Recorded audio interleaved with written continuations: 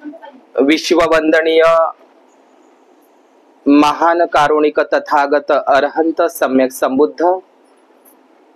सम्यक संबुद्धांनी सुआख्यात केलेला, सुस्पष्ट केलेला, सरळ मार्गी निब्बाणगामी निब्बाण अशा महान परम सुखाकडे घेऊन जाणारा तथागतांचा आदि कल्याणकारी, मध्य कल्याणकारी आणि अंतिमही कल्याणकारी असलेला सद्धम्म, या सद्धम्माला घेऊन जगणारा, त्याचा प्रचार आणि प्रसार करणारा तथागतांचा आर्य भिक्खू सावक संघ, बुद्धरत्न, धम्मरत्न आणि संघरत्न या तीनही रत्नांना तिवार अभिवादन करून देवानंद पियदस्सी सम्राट अशोक आणि बोधिसत्व डॉक्टर बाबासाहेब आंबेडकर ज्या युगपुरुषांमुळे बौद्ध धम्मामध्ये जो जगभर बौद्ध धम्माचा प्रचार आणि प्रसार महान सम्राट अशोकांनी केला आणि तोच प्रचार डॉक्टर बाबासाहेब आंबेडकरांनी सुद्धा या भारतामध्ये बौद्ध धम्माला पुनर्जीवित करण्याचं काम बोधिसत्व बाबासाहेबांच्या हातून ते महान असं कार्य घडलेलं आहे। आज या जेतवन बुद्ध विहारामध्ये आणि बोपापूर खर्डा तालुका देवळी जिल्हा वर्धा येथील हा संपूर्ण शेळके परिवार आज या ठिकाणी बुद्ध रूप या बुद्धाच्या मंगल मूर्तीची प्रतिष्ठापना आणि सोबतच गर्भ धम्म मंगल संस्कार विधीचा कार्यक्रम, या गर्भ धम्म मंगल संस्कार विधीच्या कार्यक्रमाच्या निमित्तानं डॉक्टर अखिल उत्तमराव शेळके व आयुष्मती प्रांजली अखिल शेळके या डॉक्टर दाम्पत्यांच्या हा त्यांचं जे नव बाळ आहे, ज्याला गर्भधम्म संस्कार विधीचा कार्यक्रम आपण म्हणत असतो, जो बाळ जन्माला येणार आहे त्या बाळाच्या विषयी आशीर्वाद देण्याकरिता आणि बाळाच्या आईलाही आशीर्वाद देण्याकरिता हा गर्भधम्म मंगल संस्कार विधीचा कार्यक्रम या परिवाराने त्याचं आयोजन केलेलं आहे। उपस्थित सर्व श्रद्धाशील बौद्ध उपासक तसेच उपासिकांना सविनय नमो बुद्धाय आणि जय भीम। आज या ठिकाणी जे आपण एक तथागत बुद्धांची एक गाथा आहे, निब्बुता नुनंग सो माता, निब्बुता नुनंग सो पिता, निब्बुता इदी सो पतिती, निब्बुता नुनंग सो माता, निब्बुता नुनंग सो पिता, निब्बुता इदी सो पतिती। याचा अर्थ असा होते की धन्य ती माता जिला सिद्धार्थ गौतम बुद्धासारखा पुत्र जन्मास आला आणि धन्य ते पिता ज्यांना सिद्धार्थ गौतम बुद्धासारखा पुत्ररत्न राजरत्न लाभला आणि धन्य ती पत्नी जिला सिद्धार्थ गौतम बुद्धासारखा पती मिळाला। आता यांची नावं सांगायला म्हणजे तुम्हाला माहीतच असेल की ती धन्य माता जिच्या पोटी या महान बोधिसत्व बुद्धाचा जन्म झालेला आहे, तर ती आई म्हणजे कोण? कोलीय वंशी महामाया देवी, कोलीय वंशी महामाया देवी। आणि धन्य ते पिता राजा शुद्धोदन आणि सिद्धार्थ गौतमाच्या रूपाने जिला तो पती मिळाला ती म्हणजे राहुल माता यशोधरा। तर हे वाक्य किसा गौतमीचे गौरवाचे उद्गार आहे। बुद्ध आणि त्याचा धम्मग्रंथ जो बोधिसत्व डॉक्टर बाबासाहेब आंबेडकर लिखित आहे, शेवटचा धम्मग्रंथ, जाता जाता बाबासाहेब आपल्याला जणू काय रक्ताचं पाणी करून मोठ्या श्रमानं मोठ्या कष्टानं बाबासाहेबांनी आपल्याला हा बुद्ध अँड इज धम्मा, बुद्ध और उनका धम्म, बुद्ध आणि त्याचा धम्म हा ग्रंथ जाता जाता देऊन गेले। त्याच्यातच मी हे चॅप्टर या ठिकाणी सांगितलेलं आहे, संदर्भ सांगितलेला आहे, किसा गौतमीचे गौरवाचे उद्गार कोणाच्या प्रती? बुद्धाच्या प्रती। तिने गौरवाचे उद्गार काढले, ते भिक्खुनी संघामध्ये प्रवचित झाले। आता तुम्हाला किसा गौतमीचं नाव घेतलं तर तुम्हाला माहित आहे आज गर्भमंगल संस्कार विधीचा कार्यक्रम आहे म्हणून मी त्याच्यावर बोलत आहो। तर किसा गौतमी जी श्रावस्तीची राहते, कुठची? किसा गौतमी ही जी स्त्री आहे श्रावस्तीची असते. तर या किसा गौतमीचं जेव्हा लग्न होतं किसा गौतमीचं, तर त्यावेळी ती एका सावकाराच्या घरी श्रेष्ठीच्या घरी तिला देण्यात येतं. तिच्या घरी सगळं सुख संपत्ती आहे, धनसंपत्ती सर्व काही व्यवस्थित आहे. कोणाच्या घरी? किसा गौतमीला ज्या घरी दिल्या गेलं त्या घरी. लक्षात येत आहे तुम्हाला? सुखी संपन्न आहे, धनसंपत्त परिवार आहे. परंतु माहित आहे का, ज्यावेळी किसा गौतमीचं जे तिच्या संसाराला सुरुवात झाली, परंतु तिला मात्र लग्न होऊन पुष्कळ दिवस झाले होते, मुलबाळ होत नव्हतं. कोणाला? किसा गौतमीला होत नव्हतं मुलबाळ. आता ज्या स्त्रीला मुलबाळ होत नाही, आई होणं किती सुंदर घटना आहे. जन्माला जी जी स्त्री म्हणून जन्म घेत असते, तर त्या स्त्रीला आई होणं हे तिच्यासाठी किती पुण्यदायक काम असतं, आहे का नाही? आई होणं ही त्या स्त्रीसाठी जगातली सुंदर अशी घटना आहे तिच्यासाठी, कारण मी आई होणार आहे. पण एक कल्पना करा, एखादी स्त्री, तिचा स्त्री म्हणून जन्म झाला, परंतु ती आईच झाली नाही तर तुम्हाला माहित आहे या जगामध्ये काय होतं, आहे का नाही? एखाद्या तरुण स्त्रीला त्याच्यातही तिचं लग्न झालेलं आहे, परंतु तिला पुष्कळ दिवसापासून मूलबाळ होत नाही, तर समाज काय करतो? सुख आहे का दुःख आहे? सुख आहे का दुःख आहे? पण त्याच्यामध्ये त्या स्त्रीचा दोष आहे का? नाही असते. पण लोकांमध्ये एवढं अज्ञान भरलेलं आहे, कारण अविद्या आहे म्हणतात. बुद्धांना सांगितलेलं आहे, अज्ञान आणि अविद्या हेच या जगातलं दुःखाचं कारण आहे. अज्ञानापोटी लोक तसं म्हणतात, आहे का नाही? मग एखादी स्त्री आईच नाही झाली तर तिच्या जीवनात किती दुःख असतं, किती वेदना असते, आहे का नाही? तिला मग कुठला मंगल कार्यालय असते, म्हणजे मंगल परिणयाचा कार्यक्रम असेल, लग्नाचा वगैरे, घरी नाव ठेवण्याचा कार्यक्रम असेल, किंवा बारशाचा कार्यक्रम असेल, किंवा कुठलाही असा मंगल कार्यक्रम असेल, किंवा ज्याला हिंदू स्त्रियांमध्ये हळदी कुंकवाचा कार्यक्रम, ओटी भरण्याचा, नाही, नको नको नको, तिला नको, तिला स्वतःच मूल नाही आपल्या कार्यक्रमात वगैरे नको, आहे का नाही? असं आहे ना, असं स्त्रियांना नको, तिला मंगल नको, तिला मूल बाळ घेत नाही, आपल्या ते सुहासिनी पाहिजे, सुहासिनी. असं ऐकलं ना तुम्ही? सुहासिनी पाहिजे, सुहासिनी आपल्या कार्यक्रमात ती नको, कारण तिला स्वतःच मूल नाही ना आपल्या. तर बरं, ही चुकीची गोष्ट आहे का? चुकीची आहे ना. परंतु काही लोक, आता ते लोक करू द्या, त्यांना बुद्ध धम्म नाही मिळाला, पण आपले लोक आज बाबासाहेबांनी इतके वर्ष झाले आपल्याला बौद्ध धम्माची दीक्षा दिली. आपण या गोष्टीतून कमीत कमी बौद्धांनी तरी त्याच्यातून बाहेर पडलं पाहिजे. समजलं का? बौद्धांनी तरी, त्यांच्या अज्ञानापोटी ते करून राहिले, ते आहे का नाही? पण आपण करायला पाहिजे का, आहे का नाही? तर आजही म्हणजे जी स्त्री आई होत नाही, तिला किती वेदना आणि किती दुःख भोगायला लागतं या जगामध्ये, त्या स्त्रीचं तिलाच माहित आहे. लक्षात घ्या. तर किसा गौतमी, बुद्धाच्या काळात किसा गौतमी असंच होतं, श्रेष्ठींच्या घरी आहे, धनसंपन्न आहे, पण तिला मूलबाळ होत नाही. मग तिची सासू, सासरा, ननद, पतीही, शेजारी पाजारीही तिला काय द्यायचे? दूषण द्यायचे. कशासाठी? हिला मूलबाळच होत नाही. आता किसा गौतमीला दुःख कायचं आहे? म्हणजे किसा गौतमीला दुःख कायचं आहे? आणि किसा गौतमीला दुःख का भोगावं लागत आहे? कारण तिला मूलबाळ होत नाही आहे. ठीक आहे ना. मग काही काळानुसार, कालांतराने किसा गौतमीला दिवस जातात तिला दिवस. आता जसे दिवस गेल्याच्या नंतर किसा गौतमीला एक गोडस सुंदर असं एक बाळ जन्माला येतं. त्या बाळाचं नाव रोहित ठेवलं जातं. काय ठेवलं जातं? तुम्ही गाण्यामध्ये ऐकले असेल, वाचवा रोहिताचे प्राण. मग आता किसा गौतमीच्या ज्या पोटी ज्या रोहित बाळाचा जन्म होतो, तिला मूलबाळ होत नव्हतं, तर तिचा छळ होता, तिला दुःख होतं, वेदना होत्या. आणि ज्या दिवशी रोहित बाळाचा जन्म झाला, तर तिचे सुखाचे दिवस परत आले. तिचा पुन्हा घरामध्ये काय व्हायला लागला? सन्मान, मस्त वागणूक द्यायला लागले. कारण म्हणजे आता तो मुलगाच काय झाला, तिच्या सुखाला कारण ठरला. आणि मुलगा नाही होत होता म्हणून, बाळ होत नव्हतं म्हणून दुःखाला कारण होतं. तिच्या दुःखाला कारण काय होतं?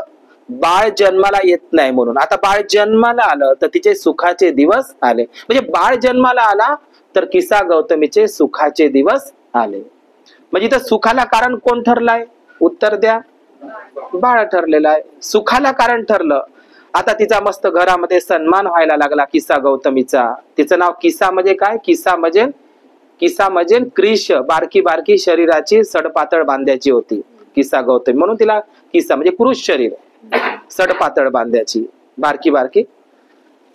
तर या किसा गौतमीचा पुन्हा परिवारामध्ये सन्मान, मान सन्मान म्हणजे वाढायला लागला. परिवारामध्ये सगळे लोक तिच्या संगानं, तिच्या सोबत प्रेमानं वागायला लागले, छान पद्धतीने व्यवहार करायला लागले. कोणासोबत? आता किसा गौतमीला वाटलं की मला बाळ जन्माला आलं, मी आई झाली, आई होण्याचं सुख मला प्राप्त झालं, आता माझे सुखाचे दिवस आले. मुलगा जन्माला येणं, बाळ जन्माला येणं हे किसा गौतमीसाठी सुखाला कारण ठरलं. पण एक दिवस ते बाळ जसं अंगणामध्ये, किसा गौतमी अशी बाजूला काम करत होती अंगणात, आणि ते बाळ तिनं सहज अंगणामध्ये सोडून दिलं, तर बाजूला झुडपातून एक विषारी साप आला आणि त्या बाळाचा चावा घेतला आणि सर्पदंशानं तो बाळ जागच्या जागीच मृत्युमुखी पडला.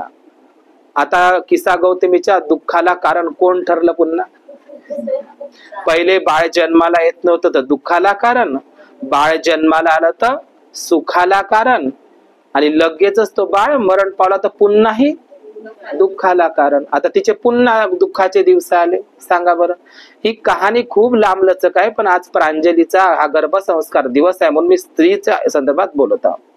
मग किसा गौतमीचा दुःखाला पुन्हा सुरुवात झाली आणि मग किसा गौतमी आता वेडीपिशी का होणार नाही, है का नाही? आणि मग ती आपल्या डोक्याचे संपूर्ण केस तिने मोकळे केले आणि इतकी शोकांतिका आणि इतकी रडत होती, म्हणजे धाय मोकलून रडत होती, इतकी रडत होती, इतकी तिला होश नव्हता. आता ती सगळे नातेवाईक तिला सांगत आहे की शांत राहे, ठीक ना?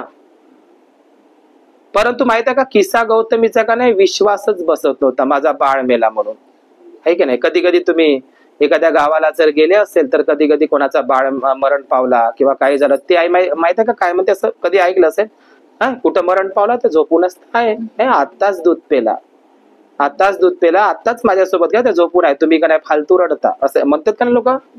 पाहिलं असेल तुम्ही कधी असं मयत अंतिम संस्काराला जर गेले तर किसा गौतमी काय म्हणायचे, हेट माझं बाळ आताच दूध वगैरे आताच पेलं, छान मस्त, आता झोपून आहे, ते थोड्या वेळाने ते जागा होणार आहे, तुम्ही काही म्हणता ते असं, म्हणजे ते तिला माहित आहे. परंतु आईची वेडी माया असते. तर मग किसा गौतमी ऐकत नाही कुणाला, कारण शेवटी ऐक नाही, बाळ आहे आईचं, ते सुखाला कारण ठरलं होतं बाळ, पण तेच बाळ आता काय झालं, मरण पावलं तर दुःखाला कारण ठरलं. पुन्हा तिचे दुःखाचे दिवस परत आले. मग ऐकत नाही म्हणून किसा गौतमीला कुणीतरी बुद्धाचा पत्ता सांगितला की महादानी सुदत्त अनाथपिंडक जेतवनामध्ये, श्रावस्तीच्या जेतवनामध्ये तथागत बुद्ध आपला वर्षावास त्यांचा सुरू आहे. त्या तथागत बुद्धाकडे जावं, तेच आता याच्यावर काहीतरी आपणाला उपाय सांगेल. आता उपाय सांगण्याच्या नंतर किसा गौतमी लगेच त्या बाळाला असं छातीशीन कवटाळलं, नीट लक्ष द्या, छातीशीन कवटाळलं आणि ती रडत रडत कुठं आली, श्रावस्तीच्या जेतवनात. श्रावस्तीच्या कुठे? जेतवनात. त्या जेतवनात विहारामध्ये आली. आता तिच्या हातात म्हणजे असं पोटोशीन ते मृत्युमुखी पडलेला बाळ, ठीक ना, आणि ते रडत आहे, केस विस्कटलेले आहे खूप, ते तिचा चेहरा कसा आहे, चिंताग्रस्त, शोकग्रस्त, दुःखग्रस्त, हा आसवाचा महापूर तिच्या डोळ्यात येत आहे. आता मला सांगा, बुद्धाकडे ती पोहोचली बाळ घेऊन. आता बुद्धाकडे आल्याच्या नंतर बुद्ध काय करणार आहे तिला? आता मला सांगा, किसा गौतमी लगेच बुद्धाकडे पोहोचली आहे, तर बुद्ध तिला प्रवचन करेल का त्या अवस्थेमध्ये? तिच्या पोटोशील काय, मृत्युमुखी पडलेलं बाळ आहे, त्याच्यात ती रडू काय झाली, थकून गेली आहे. आता बुद्ध तिथं प्रवचन करेल का? जिच्या हातात मृत्युमुखी म्हणजे प्रवचन करेल का? कल्पना करा बरं. प्रवचन जरी तथागत बुद्ध तिथं करेल तर काय तिची अवस्था आहे ऐकण्याची? ग्रहण करू शकेल ती? करूच शकणार नाही. अरे तिचं बाळ मरून आहे ना, मरून पडलेलं बाळ आहे, त्या अवस्थेमध्ये ते ऐकन, आई ऐकन प्रवचन. बुद्ध असं म्हणेल, हे किसा गौतमी बैस, मी तुला प्रवचन करतो, असं म्हणेल का? बरं, तिची तरी अवस्था आहे का? तर बाबासाहेबांनी लिहिलेलं आहे की बुद्धानं तिची अवस्था ओळखली, काही प्रवचन ऐकू शकत नाही. बुद्धाला समजतं ना, माझं प्रवचन कोण श्रवण करेल, कोण ग्रहण करेल, कोण ऐकेल, हे बुद्धाला कळतं. म्हणून बुद्धानं तिथे तिला प्रवचन दिलं नाही, तिला एक उपाय सांगितला. आता ते सगळ्यांनाच माहित आहे काय म्हणत आहे. आता ही कहाणी सांगितली तर पुढचं प्रवचन मला नाही सांगता येत.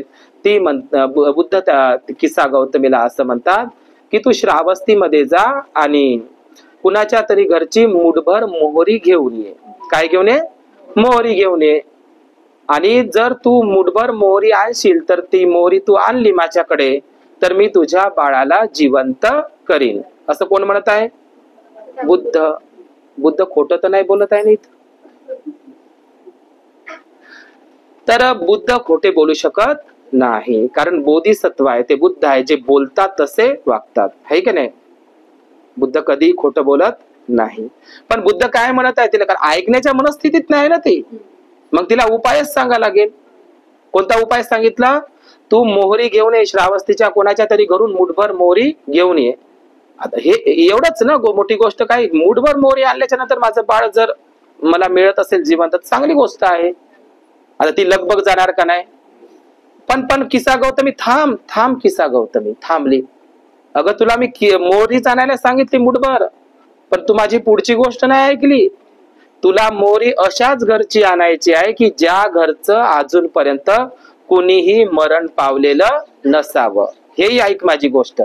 म्हणजे अशाच घरची मोहरी आणायची ज्याच्या घरचं अजूनपर्यंत कोणीही मरण पावलं नाही. हा साधा शब्द, अजूनपर्यंत ज्याच्या घरी कोणीच मरण पावलं नाही, मी असं जर मी तुम्हाला विचारलं तर तुमच्याकडे उत्तर काय राहील? तुम्हाला मी विचारलं तर म्हणजे ज्याच्या घरचं अजूनपर्यंत कोणीच मरण पावलं नाही असं तुम्हाला घर जगामध्ये शोधून सापडतं का? आहे का नाही? तर मग किस्सा गौतमी लगबगीनं निघाली. आता निघाल्याच्या नंतर ती प्रत्येक दारामध्ये जाते आणि प्रत्येकाला म्हणते मला मुठभर मोहरी द्या हो, माझं बाळ जिवंत होईल. तर लोक म्हणतात किस्सा गौतमी तुझं दुःख लय भयंकर आहे, तुझा एकुलता एक बाळ मरण पावलेला आहे, नवजात बाळ. तुला मुठभर का किस्सा गौतमी? आम्ही तुम्हाला पोतभर मोहरी देतो, आहे की नाही.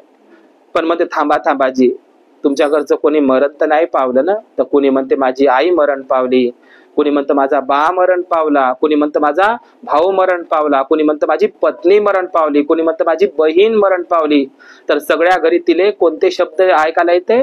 मरण मरण मरण मरण मरण मरण मरण. पूर्ण श्रावस्ती ते घुमते तर प्रत्येक घरी मरण मरण मरण मरण मरण. आमच्याही घरी मरण, आमच्याही घरी मरण, आमच्याही घरी मरण. मग तिला समजते बुद्धाला काय म्हणायचं आहे म्हणून. आता राहिलं का प्रश्नाचं उत्तर? तिचंच उत्तर तिला मिळालं. ती थकून गेली पूर्ण. आईची वेडी माया होती आणि मग ते खूप श्रावस्तीला घरोघरी गेली. कहाणी खूप मोठी आहे किस्सा गौतमी, मी थांबणार नाही, थांबतो या किस्सा गौतमी. आणि मग किस्सा गौतमी बुद्धाकडे आली, जेतवनामध्ये पुन्हा परत आली. आणि आता काय बोलणार बुद्ध तिला? बोलणार का बुद्ध? म्हणजे तिला अनित्यतेचा बोध झाला. तिला समजून आलं की जन्माला आलेला प्रत्येक मनुष्य एक दिवस मरणारच आहे का नाही.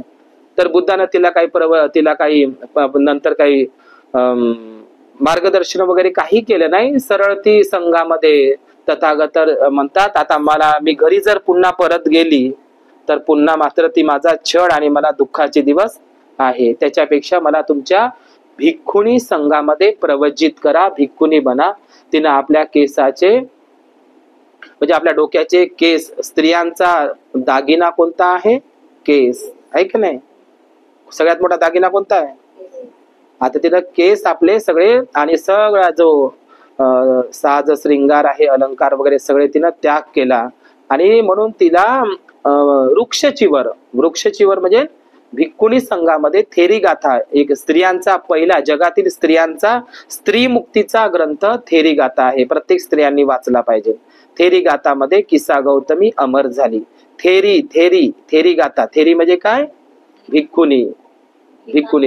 थेरी वरूनच थिअरी हा शब्द इंग्रजीमध्ये तयार झालेला आहे. समजलं का तुम्हाला? थिअरी म्हणतो ना आपण, तर हा पाली शब्द इंग्रजीमध्ये गेला. सर्व भाषाची जननी पालीच आहे. पण काही ब्राह्मणवादी मनुवादी लोक आणि तुमच्या डोक्यामध्ये तेच भ्रम आहे, माझ्या डोक्यात होता की संस्कृत भाषा या जगातली पहिली भाषा आहे. देवाने नाही, या जगातली पहिली भाषा पाली आहे. समजलं का? पण जाता जाता म्हणून आता एक नवदाम्पत्याना म्हणून मी असं सांगतो की आपल्याला तथागत बुद्धांनी धम्म दिलेला आहे. काय दिलेला आहे? धम्म दिलेला आहे. या जगाच्या पाठीवर ख्रिश्चन काय आहे? धर्म आहे. मुस्लिम काय आहे? धर्म आहे. शीख काय आहे? धर्म आहे. जैन काय आहे? धर्म आहे. यहुदी काय आहे? धर्म आहे. पारशी काय आहे? धर्म आहे. ख्रिश्चन, मुस्लिम, हिंदू, जैन, शीख, पारसी, यहुदी, कन्फ्युशियस, ज्यू हे सर्व जगाच्या पाठीवर धर्म आहे. पण बुद्धाचा जगामध्ये एकमेव धम्म आहे. समजलं का? धर्म वेगळे असतात आणि धम्म वेगळा असतात. बाबासाहेबांनी आपल्याला धर्म नाही दिला, बौद्ध धर्म नाही दिला. आता आपण तो शब्द रूढ झाला आपल्या तोंडामध्ये म्हणून, परंतु आपल्याला बाबासाहेबांनी खऱ्या अर्थानं बुद्ध धम्म दिला. धर्म वेगळा असतो आणि धम्म वेगळा असतो. शिकून घ्यायचं, हे बाबासाहेबांनी विश्लेषण केलं आहे. धर्म काय शिकवतो? कुठला तरी देव आहे, परमेश्वर आहे, ईश्वर आहे, ही धर्माची शिकवण आहे. मनुष्याच्या शरीरामध्ये कुठला तरी आत्मा आहे, आत्मा अमर असते, आत्मा पुनर्जन्म घेते, असं कोण शिकवते? धर्म. बुद्धाच्या धम्मामध्ये बुद्धाने सरळ सरळ ईश्वर आणि आत्मा नाकारलेला आहे. समजलं का? म्हणजे भगवान बुद्धांच्या धम्माचं वैशिष्ट्य काय आहे? बुद्धाने आपल्या धम्मामध्ये ईश्वराला, त्या काल्पनिक देवाला आणि त्या काल्पनिक आत्म्याला अजिबात स्थान दिलेलं नाही. मग बुद्धाच्या धम्मामध्ये कशाला महत्व आहे?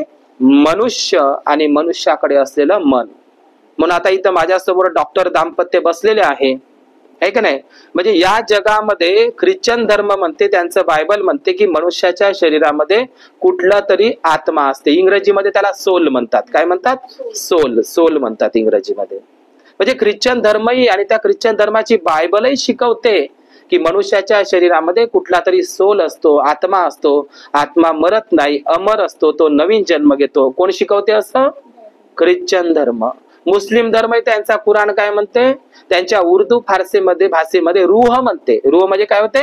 आत्मा. रूहानी रूह असे तुम्ही शब्द ऐकले असेल. म्हणजे मुस्लिम बांधवही त्यांच्या कुराणामध्ये तेही रूह, आत्म्यावर विश्वास ठेवतात. शीख धर्माचा गुरुग्रंथ साहेब जर खोलला तर शीख धर्माचे लोक सुद्धा देवावर, काल्पनिक ईश्वरावर, आत्म्यावर विश्वास ठेवतात.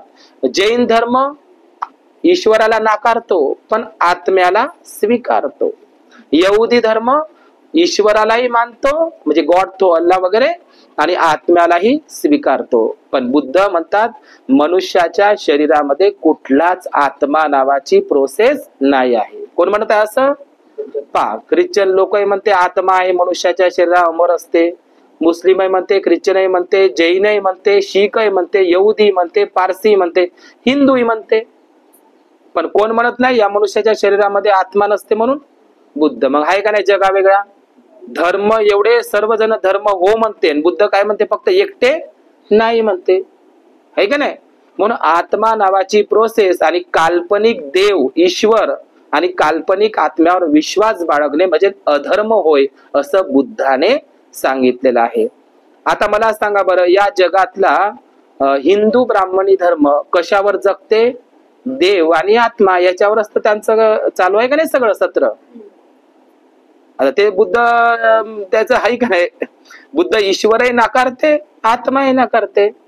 आता इकडे माझ्यासमोर डॉक्टर दाम्पत्य बसले, त्यांनी म्हणावं एखाद्या माणसाचं पीएम करायचं आहे तर ते डोळे काढतात, किडण्या काढतात, फुफ्फुस काढतात, आहे का नाही? हो किंवा नाही? जे जे अवयव आहे ते मी यांना म्हणेल आता माझ्या समोर बसून एखादी तरी माणूस मेला तर एखाद्याचा आत्मा तरी माकड काढून आणा, किंवा त्या मग त्या ख्रिश्चन बांधवांच्या हातात द्या किंवा मुस्लिम बांधवांच्या हातात, काढून दाखवतील का आत्मा? पण किती खोटा खोटा प्रचार ब्राह्मणांनी केलेला आहे. आत्माच असते म्हणते, ती अमरच असते. आणि तुम्ही म्हणता मग आत्मा दुखवला. आत्मा आहेच नाही शरीरात, काय दुखवला? म्हणून ह्या दोन गोष्टी तुमच्या डोक्यामधून डिलीट करा. कोणत्या गोष्टी डिलीट करा? ईश्वर आणि आत्मा. आत्माच नाही तर आत्म्याचा पुनर्जन्म राहील का? मग आत्माच नाही तर आत्म्याचा कर्म सिद्धांत राहील का? आत्माच नाही तर अमर होण्याचा प्रश्नच नाही. आणि आत्माच नाही तर भूतकेताचे काही भेवच नाही. मग जे लोक आत्म्यावर विश्वास ठेवतात त्या लोकांचे भूतही राहते. समजलं का? पण भूत हा शब्द पाली आहे, पाली शब्द आहे. भूत म्हणजे कसा? भूत शब्द पाली कसा आहे? आपलं शरीर 4 धातूंनी बनलेला आहे, त्याला महाभूत म्हटलेलं आहे. महाभूत म्हणजे काय? पृथ्वी, आप, तेज आणि वायू. पण हिंदू धर्मामध्ये 5 तत्वापासून शरीर बनलेलं आहे म्हणते, पण बुद्ध म्हणते नाही 5 नाही 4च. लक्षात घ्यायचं आहे. सर्व धर्माचे लोक म्हणते पंचतत्वानं आपलं शरीर बनलं आहे, पंचतत्वानं बनलेलं आहे, पंचतत्वात विलीन झालं, ते असे असे शब्द ऐकले सर. बुद्धानं 5 तत्वापासून आपलं शरीर बनलेलं नाही, तर 4 घटकापासून, ते 4 तत्वापासून, पृथ्वी, आप, तेज आणि वायू. समजलं का? मग कोणतं तत्व बुद्धानं नाकारलंय? आकाश नावाचं.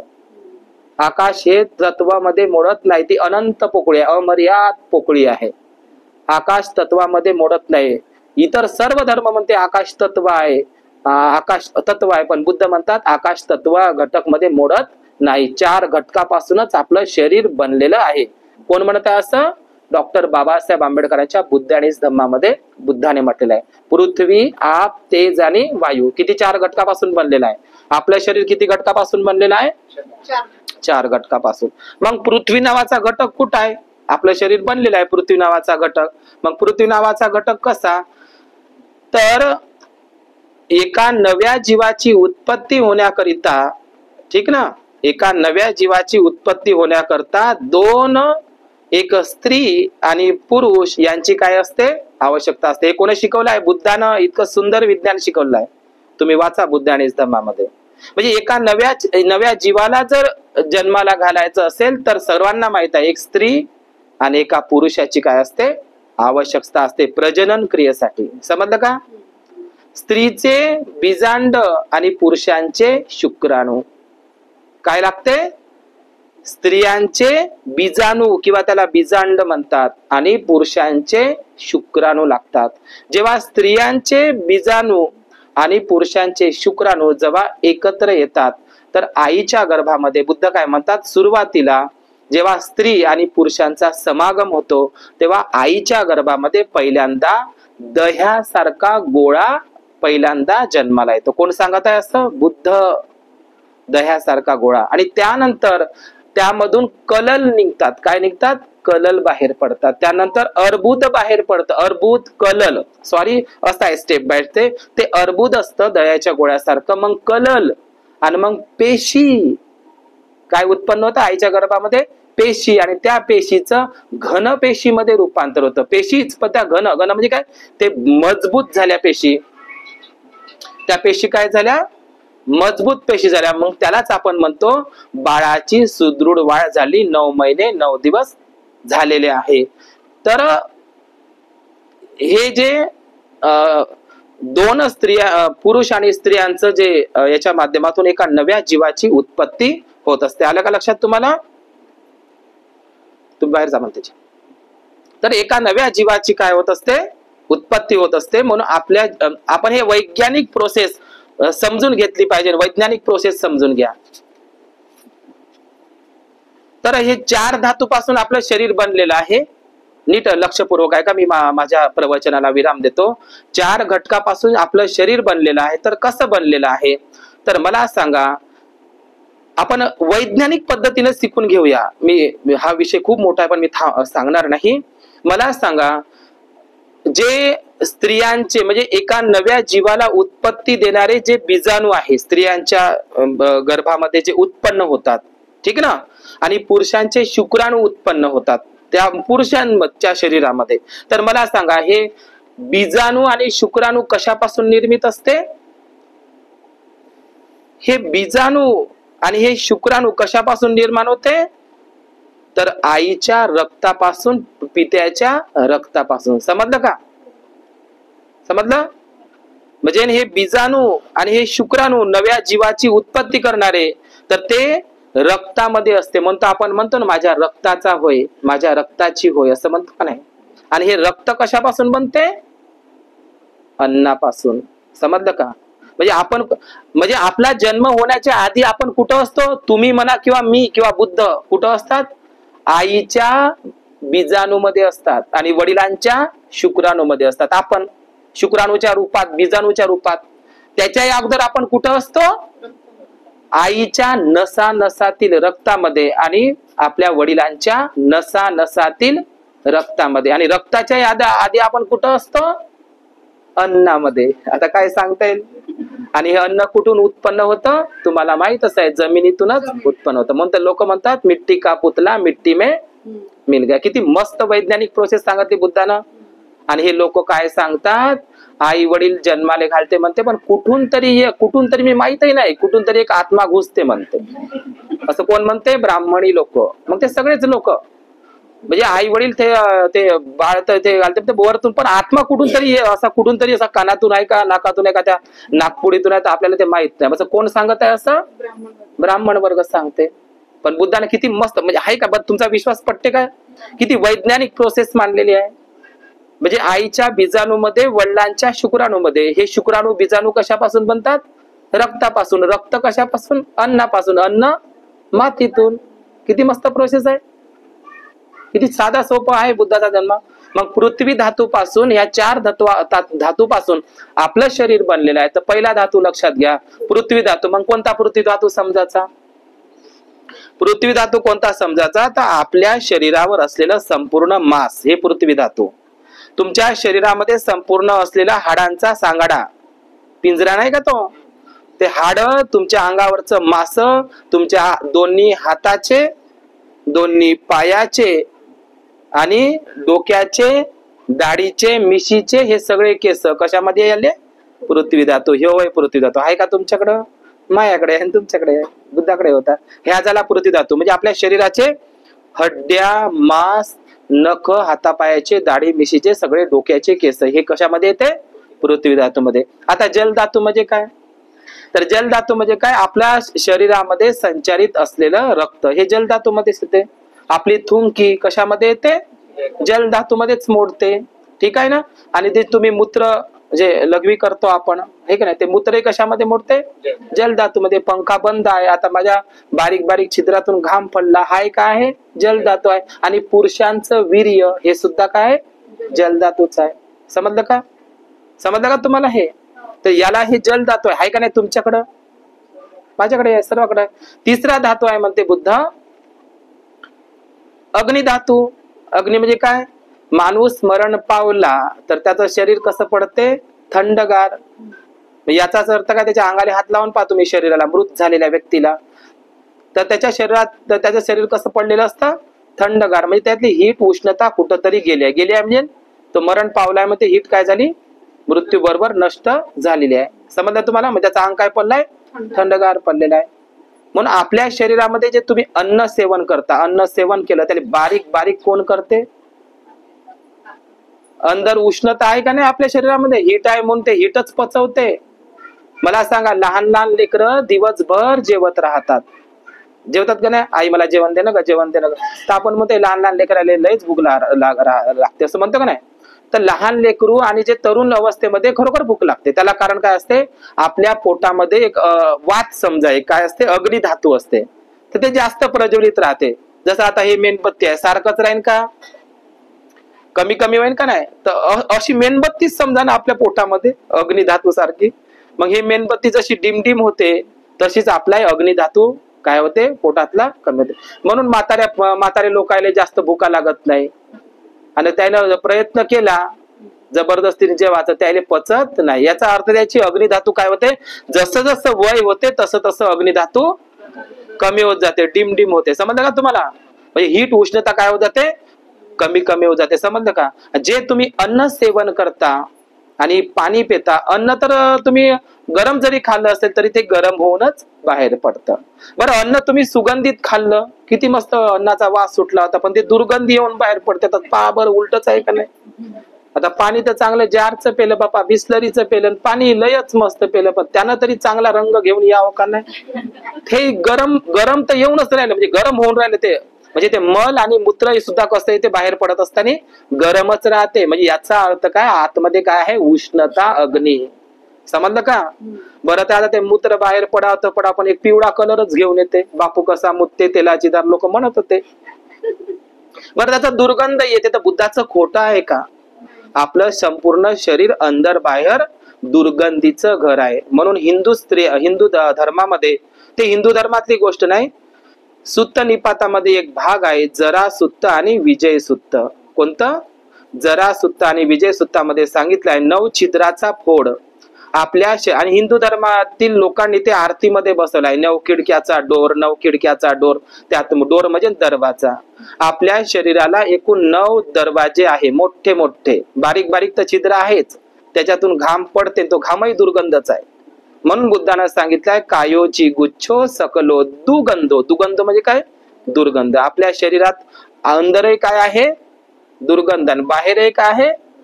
असंख्य बारीक छिद्र आहे, त्या छिद्रातून घाम पडते, तर ते दुर्गंध नाही का? घाम चांगला असते असते का? मग तो घाम जास्त दिवस ठेवला तर घामोऱ्या होते, आणि ठेवल्या तर मग बापा ते वासही येते, हे दुर्गंधीच आहे. मग त्या छिद्रातूनही दुर्गंध वाहते, नीट लक्षात घ्या. पण आपल्या शरीराला प्रमुख 9 दरवाजे आहे. किती आहे? जे प्रकृतीलाही बुद्धाने समजावून सांगितलं. आपल्या शरीराला प्रमुख 9 डोर आहे. आपलं चोरलं त्या आरतीमध्ये, त्याने टाकलं आहे ना 9 खिडक्याचा डोर. हे बुद्धांना आहे, मिलिंद प्रश्नातही आहे. 9 किंवा आपल्या शरीराला एकूण 9 दरवाजे आहेत, त्या 9 दरवाजातून दुर्गंध वाहते. आता दुर्गंध कोणती सांगतो तुम्हाला? 2 कानातून काय वाहते? डबीची काडी घाला किंवा ते काय ते बर्ड्स का वगैरे काहीतरी निघाल, टाका कानामध्ये, काय निघते? तुम्ही आता म्हणता शिकले म्हणून, पहिले तर कान गु म्हणत होते. मग दुर्गंध आहे का सुगंध आहे? ते आहे का नाही? 2 दुर्गंधीचे घर किती झाले आता? 2. सकाळी सकाळी उठा ना, आपलं थोबाड आपला मुकडाने त्या आरशासमोर काय दिसते? 2 डोळ्यामध्ये चिपड. ते चिपड चांगला असते का? कसं आपण रुमाल राहतो, मग चिपड काय आहे? 2 डोळ्यातून बाहेर पडलेला दुर्गंधी. आणि या 2 नागपुड्यातून सकाळी सकाळी स्वतःच्या तोंडाचा स्वतः असा वास घेऊन पा, आहे का नाही? दुर्गंधीचे घर किती झाले आता? हे 2 कान, 2 नागपुड्या, 1 तोंड आणि 2 डोळे, किती झाले? 7 झाले. तुम्ही कितीही चांगलं अन्न खा, आहे का नाही, परंतु दुर्गंध होऊन बाहेर पडते. तुम्ही किती जारचं शुद्ध पाणी प्या, शीतल पाणी प्या, तेही दुर्गंध होऊनच बाहेर पडते. किती झाले आता दरवाजे? 9 झाले. सांगण्याची आवश्यकता नाही तुम्हाला, आहे का नाही? ते 2 दरवाजे मी सांगू शकत नाही, परंतु लक्षात घ्या, ह्या 9 दरवाजातून काय वाहते? दुर्गंध वाहत असते. म्हणजे आपल्या शरीरामध्ये दुर्गंधीचं घर आहे. हा दुर्गंधीचं घर आहे, तर हे आजारपणाचंही घर आहे. आलं का लक्षात तुम्हाला? म्हणून आपली ही जी काया आहे ती मरणधर्मी आहे. या कायेवर, काया ही अनित्य आहे, नश्वर आहे. समजलं का? मग आता मी 5 मिनिटं बोलतो आणि या ठिकाणी थांबतो. आज गर्भमंगल संस्कार विषय आहे. मी तुम्हाला हे थोडंफार समजलं का? वैज्ञानिक प्रोसेस बुद्धाची बाळ जन्मारवाली. पण ते लोक म्हणतात कुठून तरी येते एक आत्मा, आणि मग ते कुठून कुठून येते ते नाव नाही सांगितलं, आणि मग ते मेल्याच्या नंतर आत्मा अमर असते म्हणते, जळल्या जळत नाही. मला हे शिकवत ते तसे. अरे हट म्हणलं हे. तर मग जिथं आत्मा नावाची प्रोसेस येते, जेव्हा आत्मा नावाची कल्पना अंधश्रद्धा जन्माला घालते, हे आत्मा नावाची प्रोसेस नसतं, लुटणं आहे भारताला. लोकांचं शोषण कशामुळे आहे? देवाचं भेव दाखवून, आत्म्याचं भेव दाखवून. पाय तुझ्या आई वडिलाचा आत्मा घुमत आहे, तुला ते कराच लागते पूजा. जे आत्माला जर, आत्मा नावाच्या प्रोसेसवर जर आपण विश्वास ठेवत असू, तर मग ह्या धार्मिक या म्हणजे या शोषणाला ते ब्राह्मणांना त्या भ्रामक समजुती तयार करत असते, असं बुद्धानं सांगितलेलं आहे. समजलं का? म्हणून ईश्वर आणि आत्मा, आत्म्याचा पुनर्जन्म आणि आत्म्याचा कम्म सिद्धांत, या गोष्टीला बुद्ध धर्मामध्ये स्थान नाही. बुद्धाने या जगामध्ये मनुष्याला ग्रेट म्हटलेलं आहे, परंतु त्या मनुष्याकडे असलेलं सुंदर मन, मनुष्य आणि मन याच्यावरच बुद्धाचा धम्म टिकलेला आहे, त्याच्या सभोवताला आहे. समजलं का तुम्हाला? बाकीचे धर्म ईश्वर ना आत्मा, ईश्वर ना आत्मा. समजलं का? सगळं शोषण आहे. म्हणून मी तिकडे सांगणार नाही. आज मी गर्भमंगल संस्काराच्या निमित्तानं सांगते एक छोटीशी कहाणी बुद्धानेच धम्मामधली. महामायेला आखाडीला दिवस गेले. कोण्या दिवशी? आखाडी पौर्णिमेला. राजा शुद्धोधन आणि महामाया देवीला पुष्कळ वर्ष झाले होते लग्नाला, पण कपिल वस्तूला राजकुमार मिळत नव्हता. आणि ज्या दिवशी तिला ते स्वप्न पडलं आणि महामायेला दिवस गेले, तो दिवस होता आखाडी पौर्णिमा. किती सुंदर दिवस आहे.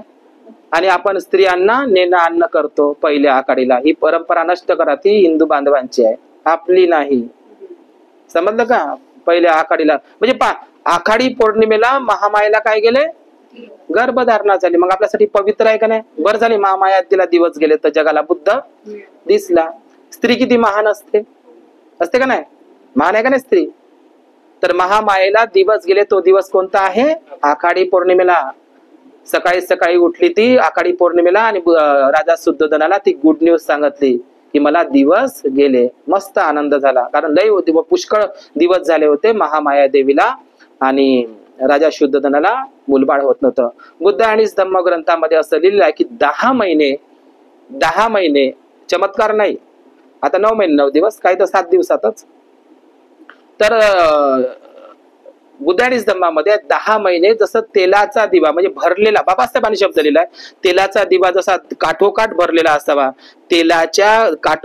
तेलाने काठोकाठ भरलेल्या दिव्याप्रमाणे सिद्धार्थ गौतमाला, त्या बोधिसत्वाला महामायेनं आपल्या गर्भामध्ये सांभाळलं. 10 महिने पूर्ण झाल्याच्या नंतर म्हणजे मग ती आपल्या माहेरी जाते आणि वाटेमध्येच ती शाल वृक्षाला पकडून उभ्यानच तिनं बोधिसत्व सिद्धार्थ गौतमाला लुंबिनीला जन्म दिला. तो दिवस आहे वैशाख पौर्णिमेला. उभ्यानच बाबासाहेबांनीच लिहिलाय, उभ्यानच ते झाडाचा मोह पालखीतून उतरते सोन्याच्या वगैरे, समजलं तुम्हाला. तर ते पकडायला जाते, ते तिच्या टाचा पायाच्या वर्त होते हवेच्या त्या वेगात, ते फांदी फुलाला पकडायला जाते, शालवृक्षाचे पांढरे फुलं, तर ते वर्त उचलल्या जाते हवेच्या वेगाला, तर मग ती उभ्याच त्या बाळाला जन्म देत असते. अशी ती कहाणी आहे. समजा पहिलं बाळात पण कुठं होत असतं बुद्धाच्या काळापासून, आईच्याच घरी, आणि ती कुणाच्या घरी निघाली होती, वडिलांच्या घरी. समजलं तुम्हाला. तर आखाडी पौर्णिमेला दिवस गेले होते महामायेला. किती सुंदर दिवस आहे का ना आखाडी पौर्णिमेचा, त्या दिवशीलाच झालेला आहे. तर मी एक बोधी राजकुमारची ती कहाणी सांगतो. मी प्रत्येक गर्भमंगल संस्काराला सांगतो आणि थांबतो बुद्ध आणि धम्म ग्रंथामध्ये. आणि ती कहाणी आहे बुद्ध आणि त्याच्या एका म्हणजे प्रांजली आहे, तिने वाचून घ्यावं बुद्ध आणि धम्मामध्ये. आता ग्रंथाची सुरुवात झाली. गर्भवती स्त्रीची तीव्र अभिलाषा असं ते चॅप्टर आहे बुद्ध आणि धम्मामध्ये. टायटल काय आहे ते वाचायचं, ते गर्भवती स्त्रीने काय आहे ते, एका गर्भवती स्त्रीची तीव्र अभिलाषा. ती कहाणी सांगतो थांबतो. तर एका गर्भवती स्त्रीची अभिलाषा म्हणजे काय, तर एक स्त्री बुद्धाची महान उपासिका राहते.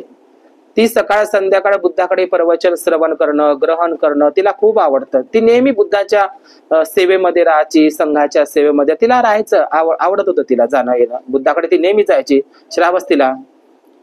तर एक दिवस तिला दिवस गेले.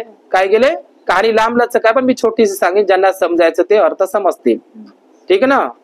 तर तिला दिवस गेले. आता तिला वाटलं मला दिवस गेलेले आहे, तर आता मला बुद्धाकडे प्रवचन ऐकायला जाता येणार नाही. असं कोण करत आहे, ती आई विचार करत आहे. मला आता बुद्धाकडे जाऊन बसता येणार नाही, व्यवस्थित प्रवचन ऐकता येणार नाही, त्रासदायक होईल, आता मला जाता येणार नाही. परंतु तिची श्रद्धा एवढी राहते की ती गर्भार असताना सुद्धा बुद्धाकडे येते आणि बुद्धाला काय म्हणते, आता ऐका किती सुंदर भावना आहे बुद्ध आणि धम्मामध्ये. अशा स्त्रिया होणं जन्माला येणं किती मोठं आहे का नाही, म्हणजे काय श्रद्धा तिची. बुद्धाकडे आली, तिच्या पोटामध्ये बाळ वाढत आहे. बाळाने जन्म घेतलाय का, बाळ वाढत आहे. आल्याच्या नंतर ती बुद्धाला काय म्हणते, बुद्धा मी तुम्हाला तुमच्या धम्माला आणि तुमच्या संघाला शरण जातो. काय म्हणते ते, आल्याबरोबर काय करते ती, बुद्धाला, धम्माला आणि संघाला, त्रिरत्नाला शरण जाते. मी तुमच्या त्रिरत्नाला, बुद्ध धम्म संघाला शरण गेलेली आहे. पण बुद्धा म्हणते माझं हे एकटीचं शरण नाही, माझं हे एकटीचं शरण स्वीकारू नका. माझं बाळ माझ्या पोटामध्ये वाढत आहे, त्यांच्याकडूनही तुमचं म्हणजे माझं बाळही गर्भात असतानाच माझ्या बाळाचाही नमस्कार स्वीकारा. म्हणजे माझं बाळही तुम्हाला म्हणजे बुद्धाला, माझं बाळ तुमच्या धम्माला आणि संघाला शरण गेलेलं आहे. माझ्या बाळाचं इथे जन्माला आलाय का, माझ्या बाळाचंही वंदन स्वीकारा, तेही जन्माला. मी एकटी तुम्हाला शरण नाही चालली, माझं बाळही पोटात वाढत आहे, त्याचा जन्मच झाला नाही, माझ्या बाळाचंही वंदन स्वीकारा. माझं बाळही तुम्हाला माझ्या पोटात, आता गेलं का ते वंदन करायला, पण माझ्या बाळाचाही नमस्कार वंदन स्वीकारा. माझं बाळही तुम्हाला शरण गेलाय, तुम्हाला म्हणजे बुद्धाला, धम्माला, संघाला. सांगा किती मस्त भावना आहे ही. बाळ जन्माला याचच आहे तरी पोटातच माझं बाळ जन्माला गेलं म्हणते. इथं 7 वर्षाचा मुलगा होते, मुलगी होते, लग्नाचं वय होते, लग्नाच्या बाल्यावर जर तिने मांग पाय करून 5 मिनिटं बसलं नाही होत. आपण तिला पंचशील येत नाही, आपल्या मुलांना येत नाही, मुलीला येत नाही, साधं वंदन सुद्धा करता येत नाही बुद्धाला. श्रद्धा नाही बुद्धाविषयी, धम्माविषयी, संघाविषयी, बाबासाहेबाच्या विषयी आहे का श्रद्धा. आणि ही स्त्री कोणती अभिलाषा करत आहे, म्हणजे गर्भात असतानाच माझं बाळ बुद्धाला, धम्माला, संघाला शरण गेलाय असं समजा. मग सांगा त्या स्त्रीला ते बाळ जन्माला ते कसे संस्कार देईल ते. म्हणून Thailand, Sri Lanka, Brahmadesh, Korea, Japan सारख्या देशामध्ये आता इथं बसलेले हे जे अखिल न प्रांजली आहे, डॉक्टरच आहे दोघ जण. मी भारतामध्ये आपण म्हणतो Brahmadesh, Japan, China, Korea, Sri Lanka जेवढे बुद्धिस्ट कंट्री आहे तिथल्या प्रत्येक बौद्ध कंट्रीतले परिवारातले प्रत्येक बौद्ध परिवारातले पती पत्नी भिक्खू बनण्यासाठी एक मुलगा दान करतात. आणि ही परंपरा कोणाची आहे? भारतातलीच आहे. बुद्धानं आपल्या राहुल बाळाला काय बनवलं? एकुलत्या एक भिक्खू बनवलं का नाही? बरं, राहुल राजा नाही बनू शकत होता का? कपिल वस्तूचा राजा कोण बनलं असतं? राहुल. पण राहुलाला राजा न बनता तो शुद्धोधनानं त्या बुद्धानं काय बनवलं? भिक्खू बनवलं. बरं, हीच परंपरा कोण कायम ठेवली? सम्राट अशोकांनी. महेंद्र कोण बनला असता? पूर्ण भारताचा, जम्बूद्वीपाचा सम्राट, राजा बनला असता. पण राजा सम्राट बनवलं का? काय बनवलं महेंद्राला? भिक्खून. कुठं पाठवलं? श्रीलंकेलाच. मुलांमध्येच नाही तर संघमित्रालाही दान केलं. जगातली पहिली स्त्री आहे धम्मप्रचारिका, भारतातली पहिली धम्मप्रचारिका आहे जी भारताबाहेर धम्मप्रचाराला गेली. कोण? सम्राट अशोकाची मुलगी संघमित्रा. म्हणजे मुलगाच नाही तर मुलीमध्ये भेदभाव न करता मुलीलाही भिक्खूनी बनवलं. संघमित्रा आणि महेंद्र, सम्राट अशोकाचा राजकुमार आणि राजकुमारी, त्यांना श्रीलंकेमध्ये पाठवून पूर्ण श्रीलंका देश बुद्धिस्ट बनवला. कोण? संघमित्रा आणि महेंद्र. मग नाव गाजलं का नाही? 84,000 बुद्ध विहार बांधले सम्राट अशोकांनी, खरी गोष्ट आहे. पण 84,000 बुद्ध विहार बांधून त्याचे गुरु काय म्हणते? तू तुझा रक्ताचा गोळा नाही दान केला, ते आहे खरं दान. विहार तर कोणीही बांधून देते, नाही देत कोणीही बांधून. परंतु असं मला म्हणायचं आहे की विहार बांधणं हेही दानच आहे, पण सर्वश्रेष्ठ दान म्हणजे कोणतं? रक्ताचा गोळा दान करणं, पोटचा गोळा. असे भारतामध्ये आपण म्हणतो थायलंड देशामध्ये मस्त बुद्ध धम्म चालत आहे, मस्त आहे, तिथला लयच मस्त आहे. तर मस्त कसं नाही, तिथे 7 वर्षामध्येच बाळांना मॉनेस्ट्री मध्ये टाकतात आणि पहिलं बाळ गर्भात असताना संकल्प करतात.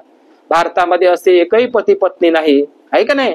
मोठे मोठे भाषण करतात, वक्तव्य लोक, बुद्ध धम्म वाढत नाही, बुद्ध धम्म वाढत नाही. आणि त्याला म्हणा तुमचा पोरगा दान द्या, तर आम्ही नाही म्हणते, देत का? आहे का नाही खरी गोष्ट?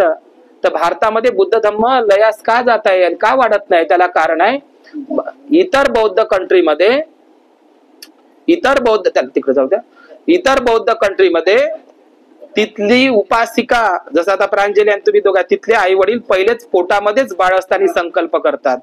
आषाढी पौर्णिमेला किंवा कुठल्याही दिवसाला ते संकल्प करतात पोटामध्ये बाळ असताना की माझं मी पहिलं बाळ काय करीन? भिक्खू संघाला दान करीन. समजलं का? गर्भात असतानाच संकल्प करतात, त्यांच्याविषयी मोह ठेवत मी माझं पहिलं बाळ भिक्खू संघाला दान करणार. म्हणून थायलंड देशामध्ये लहानपणापासूनच ते भिक्खू बनतात आणि मग बौद्ध धर्म वाढत आहे झपाट्यानं. म्हणून पोटचा रक्ताचा गोळा सुद्धा दान करा, म्हणून त्याला धम्मदायाद म्हणतात. सम्राट अशोक कोण झाला? धम्मदायाद. समजलं का?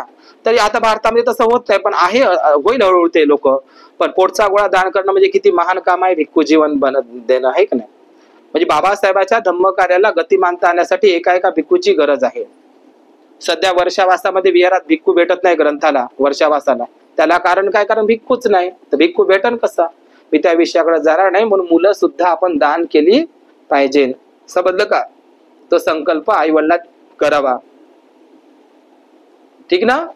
दुसरी गोष्ट, बुद्धाची ते शिकवण सांगतो शेवटची. हे समजलं बोधिराजकुमारची कहाणी. बोधिराजकुमार लहानपणापासूनच ती गर्भात असतानाच माझा बाळाचा नमस्कार वंदन स्वीकारा. ठीक आहे. एक दिवस काय झालं, ती कहाणी संपवतो मी 2 मिनिटांमध्ये. एक दिवस काय झालं, श्रावस्तीच्या जेतवनात राजा प्रसेनजित प्रवचनात बसलेला होता. खूप सारा भिक्खू संघ, तथागत बुद्ध, आनंद उपस्थायक बसले होते. कुठली घटना सांगत आहो मी? संपवतो मी माझी कहाणी. श्रावस्तीच्या जेतवनामध्ये तथागत बुद्धाचा वर्षावास आणि प्रवचन चालू आहे. राजा प्रसेनजित, कोसल देशाचा राजा प्रसेनजित तिथं बसलेला आहे आणि राजा प्रवचन ऐकत आहे, बुद्धाचं मन लावून प्रवचन ऐकत आहे. खूप प्रजा, खूप भिक्खू बसलेले आहे, खूप सारे लोक बसलेले आहे भगवान बुद्धाचं धम्म प्रवचन ऐकण्यासाठी. तेवढ्यातच धावत पडत एक नौकर आला. कोणाचा? राजा प्रसेनजिताचा. आणि आला आला म्हणते त्या राजा असा प्रवचनात बसून राहते. राजा प्रसेनजित त्याच्या कानामध्ये सांगते, राजा मल्लिका राणीला, प्रसेनजिताच्या पत्नीचं नाव काय? मल्लिका. मल्लिका राणी बौद्ध उपासिका होती. मल्लिका पाली शब्द आहे. ते नाही ते मुस्लिम मधली ते काय येतं मल्लिका वगैरे. तर मल्लिका नावाची ही महाराणी, राजा प्रसेनजिताची महाराणी, बौद्ध उपासिका. तर तो नौकर धावत पळते, ते राजा प्रसेनजित कुठं राहते त्यावेळी बुद्धाचं प्रवचन ऐकत आल्याबरोबर तो कानामध्ये सांगते, राजा मुलगी झाली हो. बनवले का नाही मालिका वगैरे आहे का नाही असं टीव्ही मध्ये, काढली होती कोणतरी, मुलगी झाली हो. तर कोण तो कानामध्ये सांगत आहे, कोण, नौकर राजा प्रसेनजिताचा मुलगी झाली म्हणते मल्लिका राणीला, मल्लिका देवीला. देवी म्हणजे पंचशिलाचं पालन करणारी स्त्री. देवी म्हणजे ते देवी नाही, देवी कोणाला म्हटलंय, देवी देव पाली शब्द आहे, दुसरी गण्य नाही. देवी कोणाला म्हणायचे, जे पंचशिलाचं अष्टशिलाचं पालन करणारी स्त्री किंवा पुरुष. ठीक आहे ना. तर आपल्या मल्लिका देवीला, मल्लिका राणीला कन्या प्राप्त झाली आहे. काय झाली, मुलगी जन्माला आली. असं म्हणल्याबरोबर राजा प्रसेनजिताला नाराज झाला, त्याचं प्रवचनातून लक्ष हटलं आणि ती म्हणजे ती घटना आता ते तिथं लोकांमध्ये कुजबूज चालू झाली. राजाले राजकुमार नाही झाला, मुलगी झाली. तर सगळी कुजबूज झाली. ते कहाणी मग ते बुद्ध प्रवचनात होते स्टेजवर, त्याच्या कानापर्यंत गेली. समजलं का तुम्हाला. मग बुद्धाला माहित पडलं, तर बुद्धानं हे आता ते मोदी म्हणते ते बेटी बचाव बेटी पढाव, तेव्हा नव्हतं मनुस्मृतीच्या वक्ती. मनुस्मृतीनं सगळ्यात जास्त स्त्रिया, पहिल्यांदा मनुस्मृती तयार केली ज्यानं कोण तयार केली असेल विकारी माणसाने, तर सर्वप्रथम कोणाला गुलाम केलं त्या मनुस्मृतीनं, स्त्रियांना. कारण स्त्री गुलाम झाली तर सर्व कुटुंब गुलाम होते. समजलं का. बुद्धाच्या भिक्खू संघामध्ये स्त्रिया जास्त होत्या. जशा स्त्रिया भिक्खुनी संघात सामील झाल्या, बुद्ध धम्म वाढला. किती स्त्री महान असते. एका म्हणजे म्हणून बाबासाहेबांनी एक वाक्य म्हटलंय बघा, एखाद्या घरामध्ये एखादा माणूस दारू पिणारा असेल, बेवडा असेल, जास्त दारू पिणारा असेल, तर दारूची नशा ते बर्बाद करतेच. पण एखादी बाईले देवा धर्माची नशा असेल, देव पूजा करण्याची, तर तीही आपल्या घराचा सत्यानाश करते. म्हणजे दारूची नशा आणि देवा धर्माची नशा सारखीच आहे. समजलं का तुम्हाला. म्हणजे एखाद्या माणसाला दारूचं व्यसन आहे तर तो त्याच्या घराची तर बर्बादी करते, पण एखाद्या बाईला देवा धर्माची पूजा पातीची असं तसं अंगारा धुपारा याचा जर हे असेल अंधश्रद्धा, ती अख्खं घर बर्बाद करते. कोणती बाई, देवपूजा करणारी, अख्खं घर बर्बाद करते. म्हणून दारूची नशा देवा धर्माची नशा सारखीच आहे. आलं का लक्षात तुम्हाला. म्हणून स्त्रियांना गुलाम केलं पहिल्यांदा, कारण बुद्धाने स्त्रियांना पहिल्यांदा स्वातंत्र्य दिलं. शिक्षणाचा अधिकार सावित्री ज्योतिबांनीच दिला, पण जगामध्ये पहिल्यांदा स्त्रियांना बुद्धानेच दिला. जसा पुरुष भिक्खू बनून प्रचार करू शकतो, भिक्खू बनवू शकतो, तर भिक्खुनीही स्त्री ही भिक्खुनी बनवू शकते आणि तीही बुद्ध धम्माचा प्रचार करू शकते. म्हणून स्त्रियांना शिक्षणाचाच म्हणा, जगामध्ये पहिल्यांदा स्त्रियांना स्त्री स्वातंत्र्याचा, शिक्षणाचा, विद्यादानाचा तीही प्रचार करू शकते पुरुषासारखी. तिलाही ज्ञान संपादता येते, देता येते. तर हे जगामध्ये स्त्रियांना स्वातंत्र्य देणारे कोण आहे, बुद्धच आहे. आणि मग तो अधिकार मनुस्मृतीनं काढला, मग सावित्रीबाईनं ज्योतिबाने दिला, तोच बाबासाहेबांनी संविधानात दिला. आलं का लक्षात तुम्हाला. इथपर्यंत गोष्ट आली. आम्ही ते मनुस्मृतीची गोष्ट सांगून थांबतो की मनुस्मृतीमध्ये काय लिहिलेलं होतं, स्त्रियाचा जन्म होणंच पाप आहे. स्त्री म्हणजे काय, तर काचाचं भांड, पराया धन, जहराची पुडी, असे शब्द. स्त्री पायातली वाण पायातच बरी.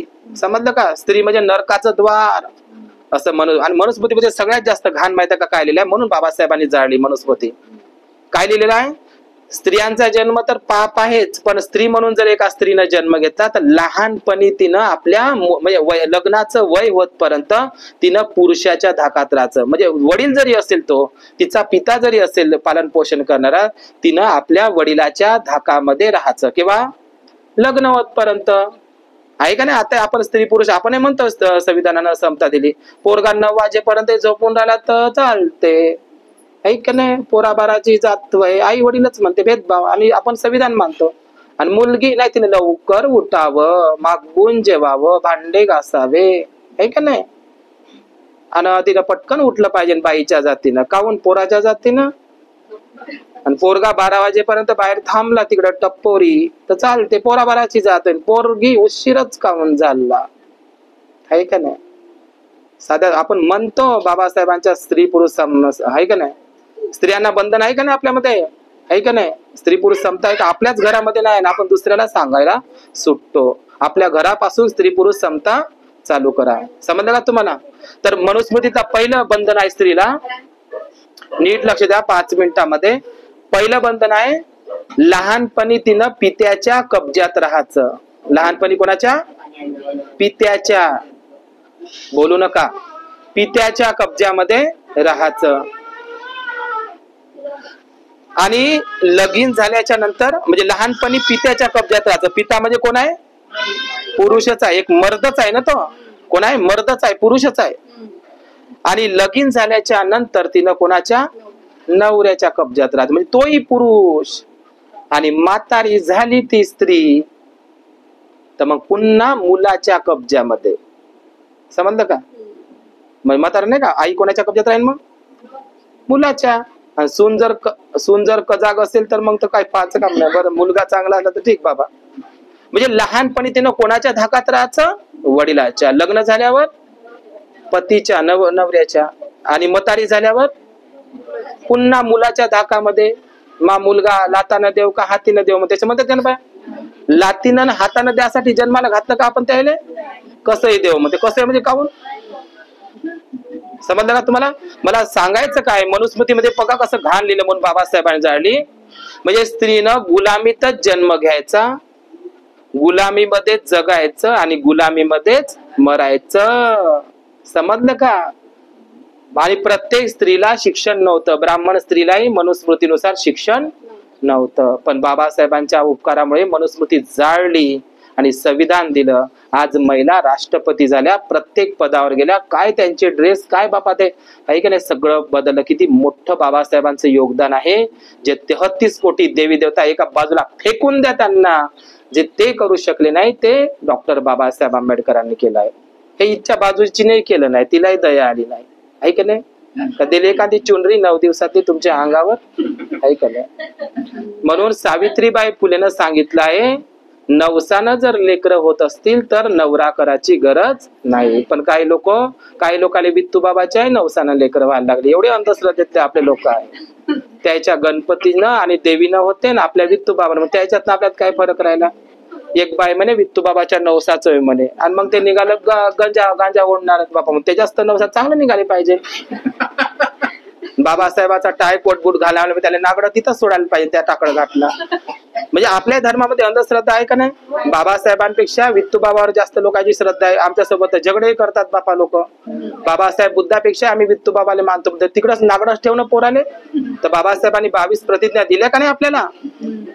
मग तुकोबा रायानं सांगितलं, सावित्री आईने सांगितलं काव्य फुलामध्ये, नवसे सायासे पोरे होती मग का करणे लागे पती. नवसानं जर पोरं झाली असती तर पती नवरा करण्याची गरज लागली नसती. आता मुली भेटत नाही, ना पोरांना. त्यांनी जावं वित्तूबाबाला नवस फेडावं म्हणजे असंच होऊ दे बाबा.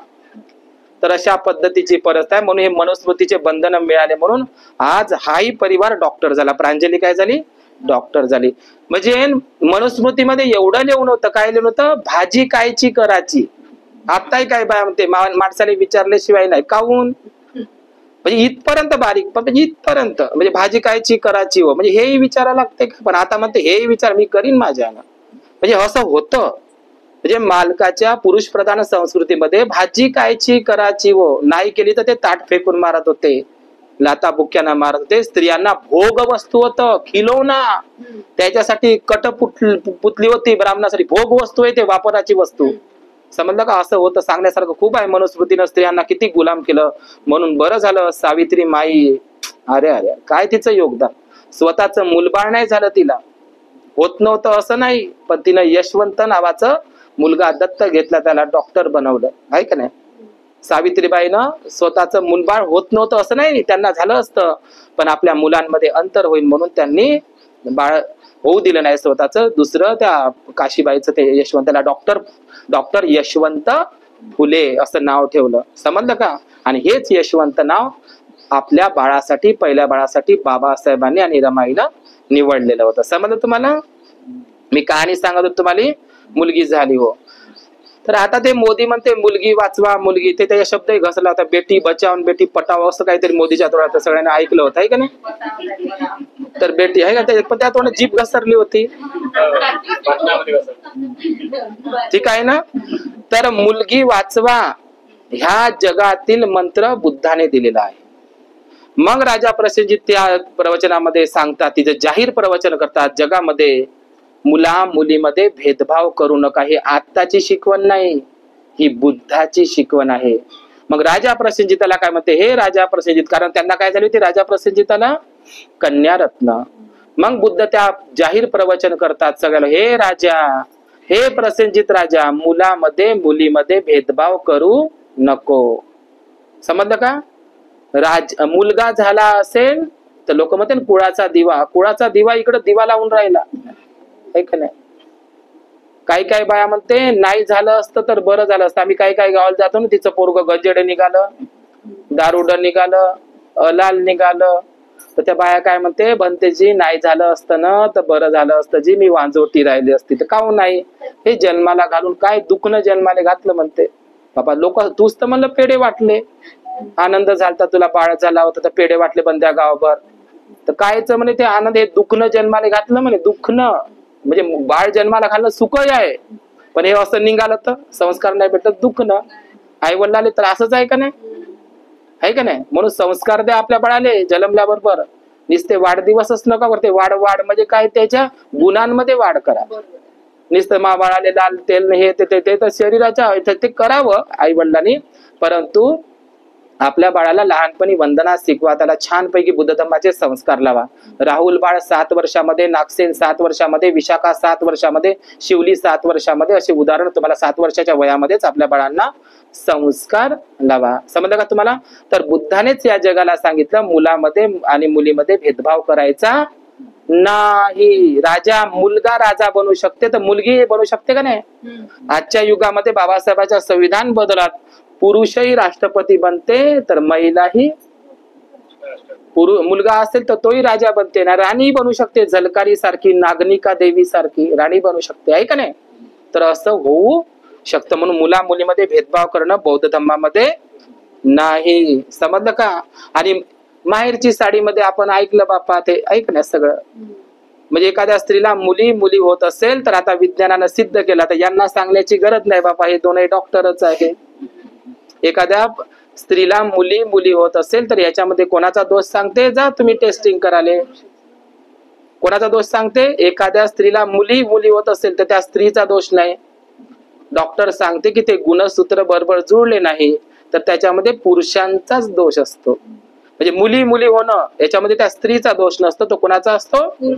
पुरुषांचा. ते योग्य गुणसूत्र जुळले पाहिजे. तुम्हाला माहितीच आहे, मी तर शाळेमध्ये थोडस कमी शिकलोय तर तुम्हाला माहित आहे. म्हणून मुलामध्ये मुलीमध्ये भेदभाव करू नका. आणि सगळ्यात लक्षात घ्या, मुलापेक्षा मुलगीच चांगली आहे. मुलानं जर मारलं ना तर पोरीच्याच घरी गटुडे घेऊन जातो, पण मुलाला सगळी इस्टेट देतो. मुलीचाही तेवढाच अधिकार आहे, लक्षात घ्या. बाबासाहेबांच्या हिंदू कोड बिलाला विरोध करू नका. मुलाचा जेवढा पती आपल्या वडिलांच्या संपत्तीमध्ये, शेतीमध्ये, जमीन जुमल्यामध्ये जेवढा मुलाचा अधिकार आहे तेवढा मुलीचाही आहे. समजलं का? कोण दिला हा अधिकार? संविधानात, हिंदू कोड बिलामध्ये. मुलीचाही जन्म आपल्याच घरी झालेला आहे आणि मुलाचाही जन्म आपल्याच घरी झाला. जरी ती परक्या घरी गेली असेल तरी आपल्या मुलीचाही चांगल्या पद्धतीनं सांभाळ करा. समजलं का? आलं का लक्षात तुम्हाला? मुलीला मध्ये आणि मुलामध्ये शिक्षणामध्ये भेदभाव करू नका. मुला मुलीमध्ये भेदभाव कर. जन्मापासूनच तर तुमचा भेदभाव चालू होते. मुलगा झाला तर पेढे, मुलगी झाली तर जिलाबी. फरक आहे का नाही? मुलगा झाला तर कप्पा, बँड बाजार, कप्पे, काय म्हणते काय बाबा, मोठ्या मोठ्याने ते फटाके वाजवतात. मुलगी झाली झालं नाक मुरडणं, मुलगी जामा पाय जा, अशा पद्धतीनं चालू आहे. आणि पोटात असल्याच्या अगोदरच नावं ठेवणं चालू झाले बापा यायचे. म्हणून बुद्धिस्ट पद्धतीनं नाव ठेवा. मालिकेमधलं नाव ठेवायचं नाही, सिनेमातल्या हिरोचं नाव ठेवायचं नाही, बुद्धिस्ट नाव ठेवा. भिक्खूंकडून नाव ठेवा. नाव ठेवण्याचा अधिकार आई वडिलांनाच असतो, पण धम्मगुरूंच्या माध्यमातून आपण विचारपूस करून बुद्धिस्ट नावं ठेवले पाहिजे. तुम्ही जर बुद्धिस्ट नावं नाही ठेवले तर नावं एक वेळा ठेवली नाही जात, 2 वेळा नावं ठेवली जातात. नाव किती वेळा ठेवली जातात? 2 वेळा. एक तर तुम्ही चांगले काम केले तर तुमचं नाव राहते या जगात. भीमा कोरेगावच्या लोकांचं नाव आहे का त्या विजयस्तंभावर? चांगले कामं केले तर तुमचं नाव राहते. तुम्ही खराब कामं केले तर तुम्हाला लोक नाव ठेवते. समजलं तुम्हाला? तर आज या ठिकाणी या शेळके परिवारामध्ये उत्तमजी शेळके आणि त्यांचे सुपुत्र डॉक्टर अखिल शेळके आणि प्रांजली शेळके या परिवारामध्ये आज या जी माता होणार आहे, आई होण्याचं किती सुख असतं या जगामध्ये. स्त्री ही किती महान आहे, अनमोल देणगी आहे हे बुद्धानं समजावून सांगितलं. म्हणजे अनमोल देणगी आहे. या जगातली अनमोल देणगी कोण आहे? स्त्री आहे. स्त्री आहे. स्त्री अनमोल देणगी काय आहे? स्त्री आहे. कारण स्त्री ही बुद्धाला जन्म देते. स्त्री ही बोधिसत्व बाबासाहेबासारख्या माणसाला जन्म देते. किती महान आहे स्त्री. स्त्री ती बुद्धाला जन्म देऊ शकते. ती बोधिसत्व बाबासाहेबांसारखे युगपुरुष तिच्या पोटातून बाहेर पडतात, आहे का नाही. म्हणून स्त्रीचा सन्मान करा. काय करा? स्त्रीचा काय करा? सन्मान करा. आपल्या घरामध्ये ज्या घरात स्त्रीचा सन्मान होत नाही ते घर कधीही पुढे जात नाही. म्हणून स्त्रीचा सन्मान करा. एवढंच मला आजच्या या ठिकाणी सांगायचं आहे. जी प्रांजली म्हणजे आईच्या म्हणजे जी आई आहे त्या आईला आशीर्वाद देण्याकरता, जे बाळ जन्माला येणार आहे त्यालाही आशीर्वाद देण्याकरता या परिवाराने आम्हाला बोलावलं. भोजन दान पारमिता पूर्ण केली. तुम्ही माझी ही धम्म देसना श्रवण केली. या ठिकाणी मी थांबतो. भवतु सब्ब मंगल, भवतु सब्ब मंगल, भवतु सब्ब मंगल. साधू साधू. बंद.